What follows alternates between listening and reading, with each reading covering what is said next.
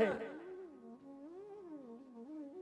જેમ કન્યાના લગ્ન હોય અને લગ્નને દિવસે કન્યામાં બે વસ્તુ હોય, એવું જીવાત્માને કાયમી માટે બે વસ્તુ હોય. એક કન્યાના લગ્ન ટાઈમે કન્યાને પોતાના પિતાનું ઘર છોડવાનું દુઃખ હોય અને એના સ્વામીના ઘરે જવાનો હરખ હોય. એમ જીવાત્માને આ સંસાર છોડવાનું દુઃખ છે અને સંસાર છોડીને માધવમાં મન લાગી ગયું છે, એને માધવ લેવા આવવાનો છે, એનો હરખ હોવો જોઈએ. આ બે વસ્તુ એક છૂટે એક પ્રાપ્ત થાય. જન્માદ્યસ્ય તોન્વયાદિ તરતઃ. સંસ્કૃતના વ્યાકરણ આચાર્ય એમ કહે છે કે જ દગ્ધિક્ત છર છે. જ છે ને સળગેલો શબ્દ છે. જ ક્યારે વ્યક્તિ બોલે, કોઈના મુખમાંથી પેલા જ ત્યારે જ નીકળે કે એનું હૃદય હળકતું હોય, એનું હૃદય બળતું હોય ને તો જ જ શબ્દ બોલે. વ્યાસજી આવા મોટા ગ્રંથની શરૂઆત જથી શું કામ કર્યું? કારણ કે વ્યાસજીનું હૃદય હળકતું હતું. 17 પુરાણ લખ્યા છતાંય વ્યાસજીને સંતોષ નતો, અને જ્યાં લગી પ્રેમ ગ્રંથ નતો લખ્યો ત્યાં સુધી એ બધું એનું હૃદય હળકતું હતું. હજી કંઈક બાકી, હજી કંઈક બાકી, એટલે શબ્દ જ લગાડ્યો. અને જ શબ્દને ભાગવતમાં પહેલા સ્થાન આપ્યું કે જે ભક્તિમાં તપતો હોય ને એને ભાગવતમાં પહેલું સ્થાન હોય. ભાગવતમાં મોર કેને સ્થાન હોય? કે જે ભક્તિથી તપે છે એને ભાગવતમાં પહેલું સ્થાન હોય. એટલે જ શબ્દ. જન્માદ્યસ્ય તોન્વયાદિ તરતઃ ચારથી સ્વભિઘ્ન સ્વરાટ તેને બ્રહ્મ રદાચ આદિ કવયે મુહ્યંત યત સૂર્ય તેજો વારી મૃદાંગ યથા વિનિમયો યત્ર સર્ગો. જન્માદ્યસ્ય સૂત્ર છે અને એ સૂત્રનો સુંદર અર્થ છે કે જેમાંથી જગત જન્મે, જેમાં જગત જીવે અને છેલ્લે જેમાં જગત સમાય એ તત્વ એટલે જન્માદ્યસ્ય. યતઃ યસ્માદ અસ્ય વિશ્વસ્ય જન્મ સ્થિતિ ભંગા ભવન્તિ ઇતિ જન્માદ્યસ્ય. યતઃ યસ્માદ અસ્ય વિશ્વસ્ય જન્મ સ્થિતિ ભંગા ભવન્તિ ઇતિ જન્માદ્યસ્ય. બે લક્ષણ બતાવ્યા છે. આ લક્ષણની વાત થઈ એટલે કોઈ વ્યાસજીને પૂછ્યું કે તમે બ્રહ્માજીની વાત કરો છો, તમે આ શ્લોકમાં બ્રહ્માજીને યાદ કરો. વ્યાસજી ના પાડી, હું બ્રહ્માજીની વાત નથી કરતો, કારણ કે આ લક્ષણ બ્રહ્માજીનું તરફ જાય છે.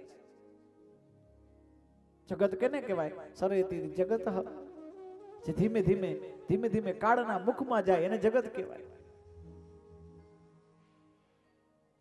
લક્ષણ એને કહેવાય કે જે અન્યમાં ન જાય. ગચ્છતી ગો, આ ગાયનું લક્ષણ. જે હાલે ગાય, તો શું ગાય એક જ હાલે? બીજા બધા ન હાલે? લક્ષણ એને કહેવાય કે જે એકમાં હોય બીજામાં ન જાય, એને લક્ષણ કહેવાય. વ્યાસજી કહે ના, હું બ્રહ્માજીનું ધ્યાન નથી કરતો. કારણ કોઈ કીધું કે તમે બ્રહ્માજીનું, તમે એમ કહેજો ને કે જેમાંથી જગત જન્મે, જેમાં જગત બનાવ્યું કોને? બ્રહ્માજીએ. હિરણ સમોર્દાગ્રે ભૂતસ જાતપતિ રેખા સિદ્ધ સદા ધાર પૃથ્વી ધામુ દેવા કસ્મે દેવા હવિકા વિદે મ. આ હિરણ્ય ગર્ભ, આ દક્ષિણાનો શ્લોક નથી, આ બ્રહ્માજીનો શ્લોક છે. હિરણ્ય ગર્ભ સમુદ્રાગ્રે ભૂતસ જાતપતિ રેખા સિદ્ધ. આ હિરણ્ય ગર્ભમાંથી આ બધું પૃથ્વી જલ તલ બધું ક્યાંથી ઉત્પન્ન થયું? બ્રહ્માજીએ જ બધું બનાવ્યું છે. તો શું તમે બ્રહ્માજીનું ધ્યાન કરો છો? વ્યાસજી કે ના, હું બ્રહ્માજીનું નથી કરતો. તો કેનું ધ્યાન કરો? તેને બ્રહ્મા આદિ કવયે, તેને બ્રહ્મા આદિ કવયે, હું એ ઈશ્વરનું ધ્યાન કરું છું જેનું ધ્યાન બ્રહ્માજી કરે છે. આદિ કવયે, આદિ કવિ. આદિ કવિ કોણ છે? ભગવાન નારાયણ. ભગવાને જ ચતુશ્લોકી દ્વારા બ્રહ્માજીને ભાગવત સમજાયું અને આ પૃથ્વીના નિર્માણની વાત ભગવાને જ કરેલી છે. ભગવાન બ્રહ્માજીના ગુરુ ભગવાન વિષ્ણુ નારાયણ છે. આદિ કવયે મુહ્યંત યત સૂરય, એ જ્ઞાન શીખડાવ્યું જે બેઠા બેઠા મુહ્યંત યત સૂરય, જેને શીખવા માટે બ્રહ્માજી દેવા દેવો મોહિત થઈ ગયા. મુહ્યંત યત સૂરય, જે જગત સત્ય છે, જે અસત્ય જગત પણ સત્ય, જેની માયાથી મોહિત થાય એવા ઈશ્વરની હું दर्शन करो. देखो वास्तव में जगत सत्य नहीं है, लेकिन दिख रहा है सत्य. ये जो बिल्कुल जो दिख रहे हैं ना सब, ये बिल्कुल सब जब भी ये आंखों से जो दिखाई दे रहा है ना वो असत्य ही है. जगत सत्य नहीं है. जगत मिथ्या, ब्रह्म सत्य है. ये ब्रह्म सत्य है. ये जो हमने जन्म लिया ना तब से हम स्वप्न में जी रहे हैं और स्वप्न में जो दिख पड़ा है, जो दिख रहा है वही सत्य प्रतीत हो रहा है। ये सत्य नहीं है लेकिन सत्य दिखाई पड़ा है। क्यों? हमने सपने को सत्य मान गए। આપણે બધા છે ને સપનાને સાચું માની લે। સમજાવું આ મોટી મોટી આ સંસ્કૃતની વાતો કદાચ આમ નહીં સમજાય, થોડુંક હેઠે આવીને અમારા વક્તાઓને એવું કરવાનું, જો પછી આમ ઉપરથી જાતું હોય તમે જોઈ લે કે હા આમાં નહીં મેળ આવે, હવે જરાક નીચેથી, એટલે જરાક એવી વાત જોવો। આ દ્રષ્ટાંત તમને જે સમજાવું છું કે જગત સત્ય મિથ્યા છે સપનું, હવે એની એક દ્રષ્ટાંત સમજાવું, તમે સમજી જશો। તમે તમારા ઘરે એર કન્ડિશનમાં એસીમાં રાત્રિના સમય ઘસઘસાટ હોતા હોય અને તમને સપનું આવે કે તમે જંગલમાં છો।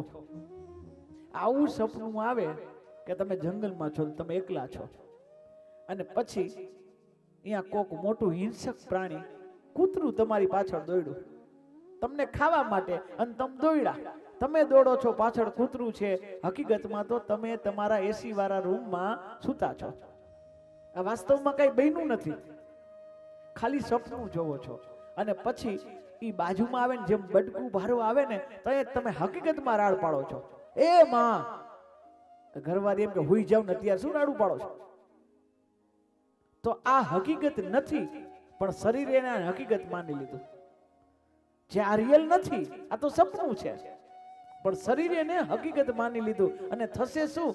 જેટલો પરિશ્રમ તમને સપનામાં દોડ્યા ને, જેટલો શ્વાસ ચડ્યો તો એવું જ એટલો શ્વાસ તમને એસી ના રૂમમાં એટલો જ શ્વાસ ચડશે, એટલું જ શરીર થાકી જશે। શું કામ?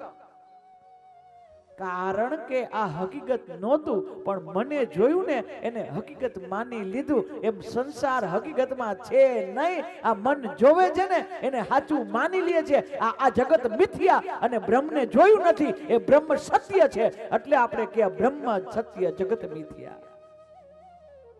સપને હોય ભિખારી નુપ રાજા રંગપતિ હોય, જાગે હાની લાભ હાની ન કછું, ધીમી પ્રપંચ જીમી જોય। સપનામાં ભિખારી કરોડપતિ થાય, સપનામાં ભિખારી કરોડપતિ થાય અને રાજા ભિખારી થાય તો બેમાંથી એકને લાભ અને હાનિ થાય નહીં, કારણ કે સપનામાં થયા હતા। એમ અહીંયા પણ આ એક જ વસ્તુ છે, અહીંયા બહુ ઊંચા ચડી જાય બહુ નીચા, આમાં હકીકતમાં લાભ કે હાનિ કાંઈ નથી, કારણ કે ધીમી પ્રપંચ જીમી જોય। આ તો ભગવાનની માયા છે એટલે આપણે બધું ખોટું ખોટું લાગે અને સાચું સાચું આપણે સમજીને બેઠા છીએ। વાસ્તવમાં ऐसा कुछ नहीं है, हम जीवात्मा है और हमें ये माया से दूर होके भगवान के शरण ग्रहण करना है, यही लक्ष्य जीवात्मा का है। आ तत्व એટલે જન્માદ્યસ્ય।